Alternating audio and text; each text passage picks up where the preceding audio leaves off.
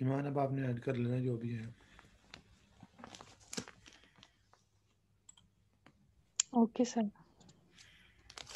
Last time हम ना ये पढ़ रहे थे वीट की ग्रेडिंग के लिए कौन कौन सी हमें फैक्टर्स होते हैं, डिपेंड करते हैं। उसमें हमने फिजिकल कैरेक्टरिस्टिक्स पढ़ रहे थे। उसमें अब हमारे पास इसी नंबर पे ग्रेन का साइज एंड शेप। ग्रेडिंग करते वक्त हम ग्रेन का जो साइज़ है और शेप भी देखते हैं कि वो किस साइज़ का है और किस शेप का है, तो उसके हिसाब से उसकी ग्रेडिंग करते हैं। एक जैसे साइज़ के जो हैं और शेप के वो सेपरेट कर लिए जाते हैं। और ये जो है इसकी यील्ड के ऊपर इफेक्ट इस तरह करते हैं कि मील अगर किसी के साइज़ में कुछ गड़बड़ है मशीन के हिसाब से, वो किसी और साइज़ को प्रेफर करती है, तो उसके अंदर से वो मशीन के अंदर भी कुछ लगे रह जाते हैं अगर कुछ ज़्यादा छोटे हैं ग्रेन्स। और यहाँ अगर वो ऐसा ही ग्राइंड हुए बगैर निकल आते हैं, तो इस हिसाब से भी उसकी ग्रेडिंग की जाती है। और फिर साइज़ के हिसाब से उसको उसकी जो मशीन है उसके अंदर से उसकी हम मिलिंग करते हैं। कर्नल की उसके बाद हार्डनेस हमारे पास आ जाता है, आ जाती है। इसके अंदर टेक्सचर हम देखते हैं उसकी कि उसका कर्नल का कि वो किस तरह का है। हाथ से प्रेस हो कि काइंडली वैसे तो ये पता चल जाता है कि उसकी जो स्ट्रेंथ है वो कितनी है। दो चीज़ों के ऊपर उसकी होती है, जो हमारे ग्रेन होता है वीट का, जो उसकी स्टार्च होती है उस एंडोस्पर्म के अंदर दो तरह की होती है, स्मॉल होती है और लार्ज होती है। जो स्टार्च के जो ग्रैन्यूल्स हैं वो प्रोटीन के साथ बाउंड होते हैं। ये डिपेंड करता है कि इसकी जो है आगे इसकी हार्डनेस कितनी होगी। जितना अगर वो बॉन्ड उसके साथ जो स्ट्रॉन्ग होगा उतनी उसकी हार्डनेस ज़्यादा होगी स्टार्च ग्रैन्यूल्स का प्रोटीन के साथ। और जो प्रोटीन का मैट्रिक्स है वो भी स्टार्च के जो है राउंड्स पे वो डेंस होता है। जितना वो डेंस होगा उतनी ही उसकी हार्डनेस जो है वो ज़्यादा होगी। और अगर उसके अंदर जो है हमारे बॉन्ड जो है वो लूज़ होंगे, उसकी हार्डनेस कम होगी, वो इजीली ब्रेक हो जाएगा। ये जो प्रोटीन की डेंसिटी के ऊपर और स्टार्च और का प्रोटीन के साथ जो है बॉन्ड होता है उसके ऊपर डिपेंड करता है। प्रोटीन इसमें क्या है वो आपको पता है, ग्लूटेन होती है। और जो स्टार्च है वो स्मॉल और लार्ज ग्रैन्यूल होते हैं। एंडोस्पर्म का जो मेन पार्ट है वो स्टार्च ही होता है। जो हार्डनेस है उसको हम मेजर कैसे करते हैं? पार्टिकल साइज इंडेक्स, ये हमारे पास एक एनालिसिस टेस्ट होता है। इसको हम करते हैं साइक्लोन मिल्स के ज़रिए, जो हमारे पास इंस्ट्रूमेंट है। और ये जो 75 यूएस हीव है ये इसका होता है साइज़ जो हम वीट के लिए करते हैं। इसके अंदर बाकी ग्रेन्स भी हम कर सकते हैं इस टेस्ट के अंदर। ये चारों टेस्ट हैं। अगला है ना यार, ये इसको कहते हैं नियर इंफ्रारेड एनालिसिस है। इसको हम स्पेक्ट्रोग्राफ के ऊपर करते हैं। आपने सिर्फ इसके नाम इसमें याद कर लेने हैं, जो हमने इसकी डिटेल है टेस्ट की वो नहीं करनी। पावर, उसके बाद है power required for the grain crushing. जो हम मिल्स के अंदर से ये हम निकालते हैं ग्रेन्स को क्रशिंग के दौरान, इसकी हार्डनेस को मेजर करने का एक तरीका ये भी है कि हमारी जो मशीन है उसको उसके लिए ग्राइंड करने के लिए कितनी पावर की ज़रूरत है। उसके बाद आता है हमारे पास नॉइज़ ड्यूरिंग क्रशिंग। नॉइज़ पे इस तरह है कि जो जितना हार्ड होगा हमारे पास वीट का कर्नल, उसकी जो है आवाज़ उतनी ही ज़्यादा होगी। उसकी ग्राइंडिंग के दौरान उसकी ज़्यादा आवाज़ आएगी। तो उससे भी हम हार्डनेस को इसकी मेजर कर सकते हैं कि नॉइज़ को मेजर करके कि इसकी नॉइज़ ज़्यादा है तो इसकी हार्डनेस कितनी है और इसकी हार्डनेस कितनी है। जो हार्डनेस है ये बड़ा ही इम्पोर्टेंट है इसका रोल, तो इसलिए हम इसको लाजमी में मेजर करते हैं ड्यूरिंग द ग्रेडिंग।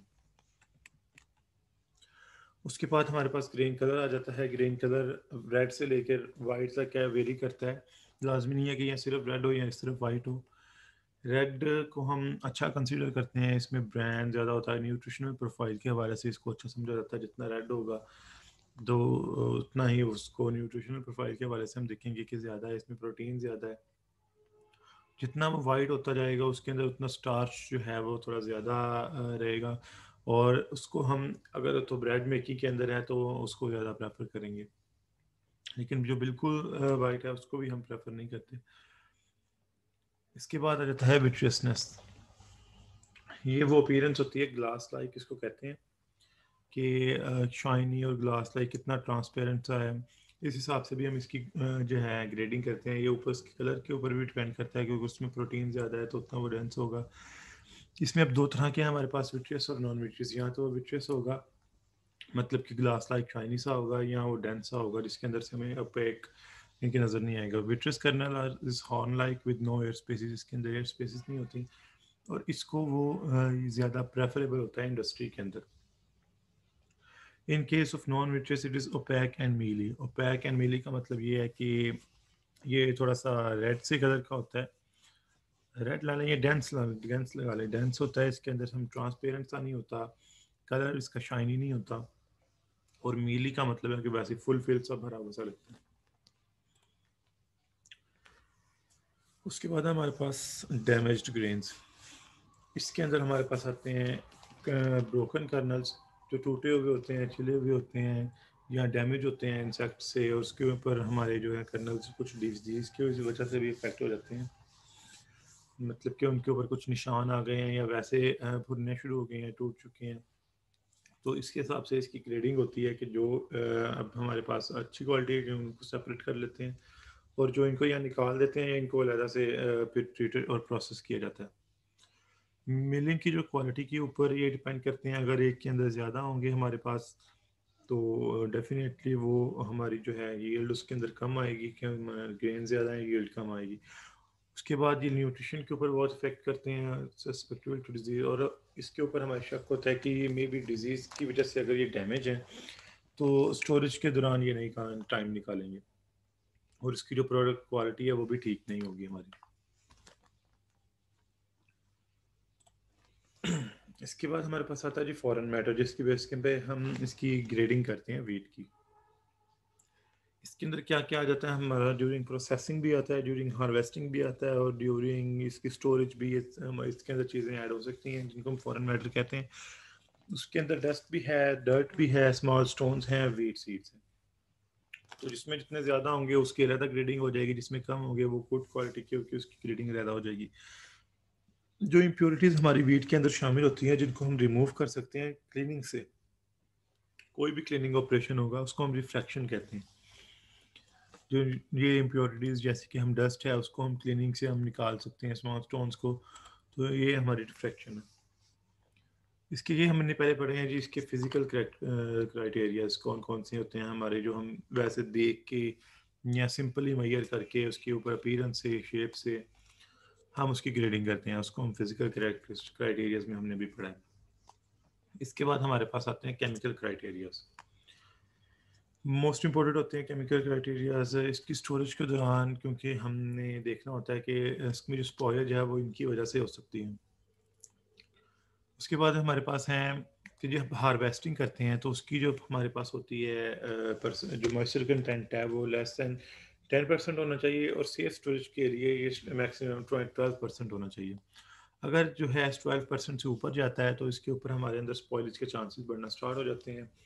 अगर ये हमारा 16% मॉइस्चर से ज़्यादा इसका एक्सीड कर जाता है तो इसके अंदर जो फंगल ग्रोथ शुरू हो जाएगी।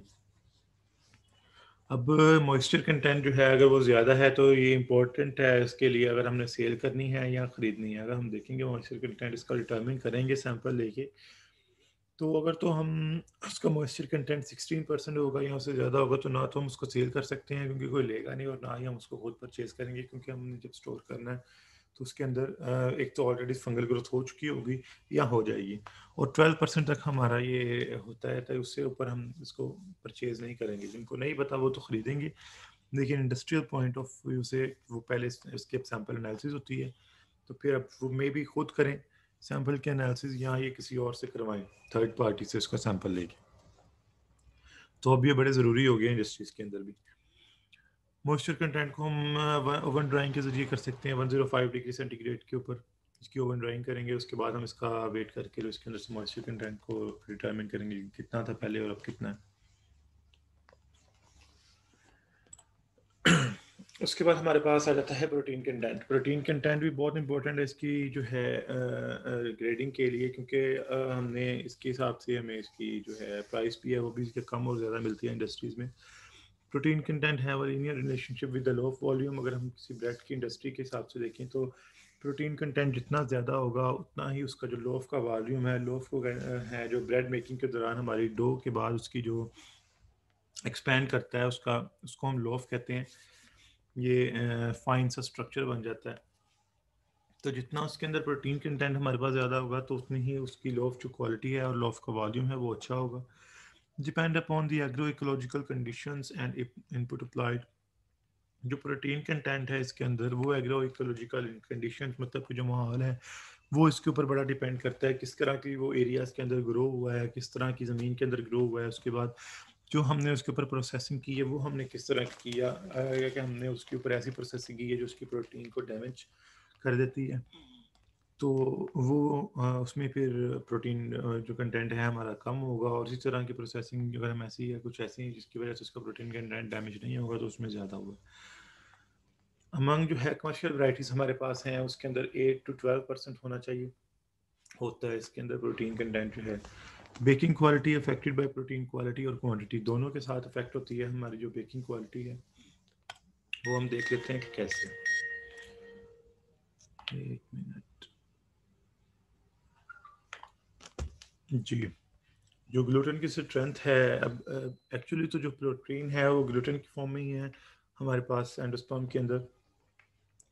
जो ग्लूटेन की स्ट्रेंथ है वो एक डिपेंड करती है कि हमारा जो है वो ब्रेड हमारी किस तरह की बनेगी। बेकिंग क्वालिटी ब्रेड अकेली नहीं, कोई भी बेकिंग क्वालिटी है वो किस तरह की होगी। Prime factor for determining the protein is gluten. Gluten quality in protein determines it's baking quality. Gluten हमने पहले भी डिस्कस किया है कि इलास्टिसिटी को करता है हमारा कंट्रोल। जितना ग्लूटेन कंटेंट हमारा ज़्यादा होगा उतनी ही इलास्टिसिटी उसके अंदर ज़्यादा होगी, बॉन्ड जो है वो ज़्यादा अच्छा बनेगा। तो वो टूटेगी नहीं हमारी जो ब्रेड के दौरान हम उसकी बेकिंग करेंगे। Gluten strength is related to the ability of flour to produce high volume of the bread. जितना ही ग्लूटेन कंटेंट है उसका हमारे अंदर ज़्यादा होगा उतनी ही उसकी जो है जो स्ट्रेंथ वॉल्यूम है जो ब्रेड का वो ज़्यादा होगा। वेल शेप्ड लोफ बनेगा और फाइन क्रम स्ट्रक्चर। क्रम स्ट्रक्चर का मतलब है कि जो उसका ब्रेड का इनर स्ट्रक्चर है वो बड़ा ही फाइन होगा, वो टूटेगा नहीं जल्दी। उसके वो क्या नाम कहते हैं ब्रेक, जल्दी से ब्रेक नहीं होगी उसकी जो है क्रम्स का जो स्ट्रक्चर है हार्ड नहीं होगा जल्दी। तो कटिंग के दौरान भी उसकी हम देख सकते हैं कि वो बड़ा सॉफ्ट सा होगा। इन सारी चीज़ों के ऊपर जो है ग्लूटेन की स्ट्रेंथ और प्रोटीन कंटेंट जो है वो डिपेंड करते हैं। Gluten creates the elasticity of the dough and determines its ability to contain the carbon dioxide during rising. ये जो गैस है इसको वो रखता है अपने अंदर, ताकि वो जब हमने उसकी करनी होती है प्रूफिंग तो तब उसकी जो है लोफ का वॉल्यूम सबसे ज़्यादा रहे और बेकिंग के दौरान वो और ज़्यादा जो है फूल जाए। ग्लूटेन को डिटर्मिन किस तरह करते हैं हम, इनके भी डिफरेंट टेस्ट हैं। आपने इनके भी सिर्फ हमने नाम याद करने हैं। आपने लाजमी मिक्सोग्राफ है, फेरिनोग्राफ है, एक्सटेंसोग्राफ है, एल्वियोग्राफ है। ये अब हम जो ग्राफ्स हैं इनके ऊपर इस तरह डिटर्मिन करते हैं कि ग्लूटेन की क्वालिटी को कि डो पैक इसमें हम डो को करते हैं कि डो इलास्टिसिटी इसकी कितनी है। फिर एक में आता है हमारे पास कि हमने देखना है क्या है कि जब हमने उसकी डो बना रहे होंगे तो मशीन तो उसकी रेजिस्टेंस कितनी है मशीन के अगेंस्ट, के कितना ज़ोर ले रही है हमारी मशीन। फिर हमारे पास आता है कि हम एक तरीका ये होता है कि जो ड्यूरिंग ड्रो मेकिंग जो उसके अंदर जो बबल्स बनते हैं उसके अगेंस्ट उसकी कितनी रेजिस्टेंस है हमारी इसको तोड़ने टूटने की। तो ये इसके मेथड्स होते हैं, नाम इसके हमारे लिए काफ़ी हैं। ये इसके बाद हमारे पास आता है ऐश कंटेंट। तो जब हमने ये इसके एनालिसिस करने होते हैं उसके साथ ही एयर मॉइस्चर के साथ ही ऐश कंटेंट भी हमारे पास हो जाता है उसका सैंपल एनालिसिस। तो उसके हिसाब से भी हमने इसकी वीट की ग्रेडिंग करनी होती है, बहुत इंपॉर्टेंट होता है ये भी। Indicate mineral content in the wheat grain, जो जितने उसके अंदर मिनरल्स हैं कम है या ज़्यादा है ऐश कंटेंट के जो एनालिसिस है उससे ये भी डिटरमिन हम कर सकते हैं। Have direct relationship with the flour yield, higher the ash content lower the flour. अब ये कैसे है जी कि हम जितना ज़्यादा हमारे पास ऐश कंटेंट निकल आएगा उसके अंदर से उतनी ही हमारी कम जो है वो फ्लोर निकलेगा। ऐश कंटेंट बुरा नहीं है क्योंकि लेकिन इसके अंदर मिनरल्स होते हैं, लेकिन हमें क्योंकि फ्लोर में से चाहिए क्या होता है, हमें चाहिए होता है वीट, सॉरी हमें भी इसमें से ग्रेन्स में से चाहिए होता है फ्लोर, एंडोस्पर्म इन केस का। तो हमने उसकी क्वालिटी जो है उसके हिसाब से देखनी होती है यील्ड के हिसाब से, ताकि हमें उसकी पेमेंट ज़्यादा से ज़्यादा मिल सके, उसकी जो है यील्ड हमारे पास ज़्यादा से ज़्यादा हो। तो अगर तो ग्रेन का साइज जो है वो एक जैसा है तो उसके अंदर अगर ऐश हमारे पास ज़्यादा निकल आएगी। एक तो डिपेंड करता है कि वेट का साइज, जो ग्रेन है उसका साइज क्या है। अगर तो ग्रेन बड़ा है तो डेफिनेटली उसके अंदर से ऐश ज़्यादा निकलेगी। ग्रेन छोटा है तो उसके अंदर से ऐश हमारी कम निकलेगी। लेकिन एक होता है कि ग्रेन का साइज हमारे पास सेम है, उसके अंदर से सेम साइज की ग्रेन्स के अंदर से अगर किसी के अंदर हमारे पास ऐश ज़्यादा निकल रही है तो डेफिनेटली उसकी जो है फ्लोर की यील्ड है वो कम हो जाएगी। तो इस हिसाब से ज़्यादा ऐश वाला भी हमें उसको नहीं ज़्यादा प्रेफर करते। Ash content determining the milling quality. जितनी ऐश ज़्यादा होगी उतनी उसकी मिलिंग क्वालिटी भी कम होगी, क्योंकि उसके अंदर छानने की रिक्वायरमेंट भी उतनी ज़्यादा होगी। Should not be more than 0.3% in the weight. जो इसकी अब स्टैंडर्ड्स होंगे उसमें ये इनफ है, होता नहीं है होगा ज़्यादा इससे। लेकिन अब जितना ग्रेन का साइज़ हमारा छोटा होगा उतना उसके अंदर ऐश कंटेंट ज़्यादा होगा, क्योंकि उसके ऊपर जो हमारा ब्रांड है उसका हल या और हस्क है, उसका जो कवर है वो तो उतना ही रहना है। ग्रेन का साइज़ छोटा है तो उसके अंदर से हमारा फ्लोर जो है वो कम निकलेगा, उसका ऐश कंटेंट ज़्यादा हो जाएगा। तो इसलिए या तो हम इसको मिक्स करते हैं छोटे ग्रेन्स को बड़े ग्रेन्स के साथ, ताकि वो हमारा इक्वल हो जाए, उसका जो ओवरऑल यील्ड है वो हमारे पास उसकी सेम रहे, या उतनी जो उसकी बियरेबल क्वालिटी है, लिमिट है, उसके अंदर अंदर है उसकी 0.3% जो है। कोई भी अगर हम लेते हैं हमारे पास कोई आता है लॉट्स का वीट के कर्नल्स का, तो उसका जब हम सैंपल करेंगे तो उसकी जो है 0.3 से ज़्यादा उसके अंदर ऐश कंटेंट नहीं होना चाहिए। If we separate bran from the flour, we are removing minerals, and flour if is of inferior quality. अब ये है कि इसमें हम अगर ब्रांड को रिमूव कर देते हैं इसके जो ऐश कंटेंट को हम कम करने के लिए, तो वो भी हम ऐसा नहीं कर सकते, क्योंकि उसकी जो है मिनरल क्वालिटी जो है, हमने कौन सा देख के करना है कि उसकी ऐश को रिमूव, कि हम कौन सा मिनरल उसमें से रिमूव कर रहे हैं। तो हम ऐसे उसको इन द बियरेबल लिमिट लाने के लिए हम इसकी जो है मिनरल कंटेंट्स को रिमूव नहीं कर सकते, उससे भी जो इसकी क्वालिटी है वो इन्फीरियर में आ जाएगी। Higher bran in the flour result in lower loaf volume. जितना उसके अंदर ब्रांड का कंटेंट हमारे पास ज़्यादा होगा उतना उसका जो लोफ वॉल्यूम है वो कम होगा। उसकी क्या वजह है? अब इसीलिए हम इसके अंदर मैदा यूज़ करते हैं, ताकि उसके अंदर ब्रांड कंटेंट ना हो। जो है उसकी जो शेप के ऊपर ऐश के कलर चेंज हो जाएगा, उसकी ऐश के ऊपर आ जाएंगे निशान से ऐश के आ जाएंगे हमारी ब्रेड के ऊपर। उसका जो स्ट्रक्चर है वो रप्चर होना शुरू हो जाएगा एजेस से भी, और वैसे भी टूटने लगेगा। वो जो अच्छी शेप हमें नहीं देगा लोफ की और ब्रेड की। इसके बाद आता है हमारे पास ash content depends on grain size and shape. More ash content if small grains and sugar grains. इसमें अगर हमारे पास छोटा है तो डेफिनेटली उसके अंदर ब्रांड, उसके ऊपर जो है स्कल और हस्क वो तो उतना ही रहेगा, तो हमारे पास जो है उसके अंदर यील्ड जो है वो कम हो जाएगी फ्लोर की। तो इसलिए हम अगर अच्छे ग्रेन्स होंगे, बड़े होंगे, तो उसके ऊपर जो शेल उतना ही रहेगा, लेकिन उसके अंदर से जो मटेरियल है हमारे पास फ्लोर का वो ज़्यादा निकलेगा। जितने टूटे हुए ग्रेन्स होंगे उसके अंदर भी वो डैमेज स्ट्रेन्स हैं, उसके अंदर भी ऐश कंटेंट हमारा ज़्यादा निकलेगा।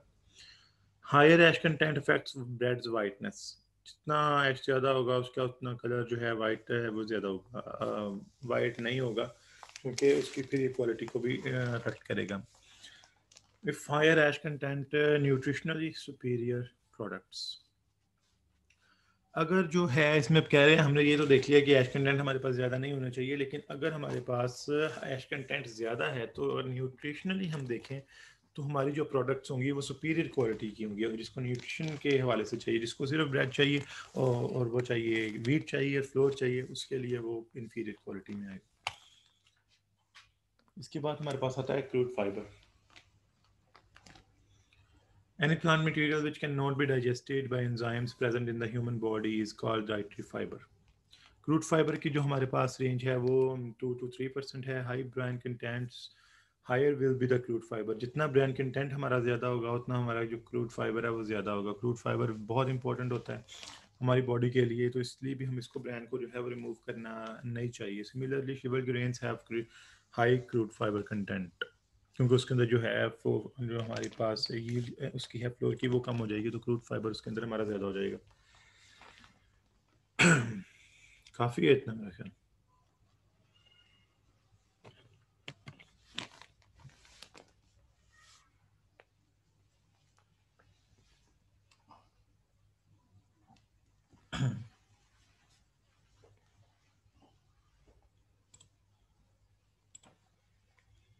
ठीक है जी, इतना आज के लिए काफ़ी है।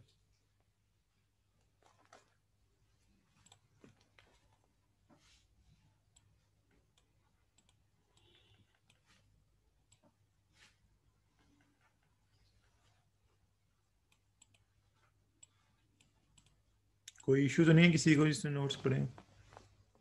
बाद में ना वो उधर मैसेज कर दे ग्रुप में, जिसका टाइम ओवर हो रहा है। सॉरी, कोई भी अगर किसी को इशू हो तो उसमें व्हाट्सएप ग्रुप में पूछ सकता है।